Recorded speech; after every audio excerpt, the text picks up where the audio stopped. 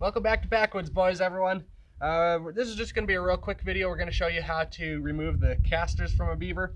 Now, we don't do this for selling. We do it just for our own scents because we find that it's a great base for most of the things that we're trapping to use for scents. So, the castors are these big things that kind of look like testicles underneath the cloaca. Both males and females have them.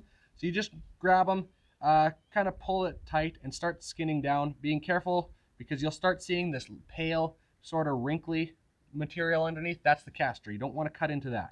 So just sort of skin it away, open this up, and work your way down. So I swapped knives for these ones, just a little finer detail work. Definitely use a smaller knife than the one I was using before. But again, you don't want to use the knife more than you have to. So get it started, work your way in with your fingers, just pop them out.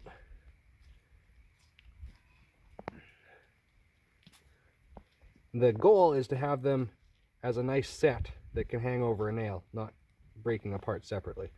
So there you go.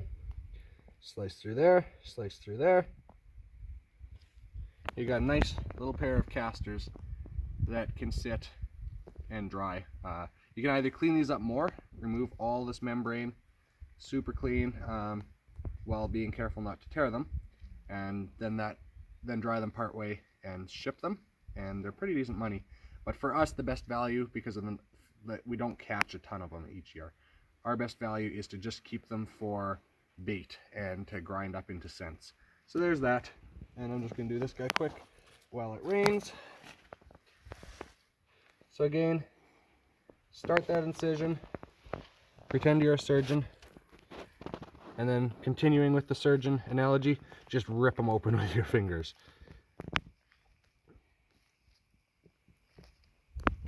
Again, this one I pulled a little too hard, so that's what you want to be careful about. Work this one out.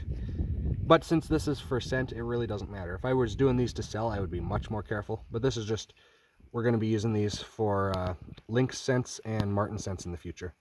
So just work them out like that. Cut them. And there. Now we've got 3 sets of castors to use.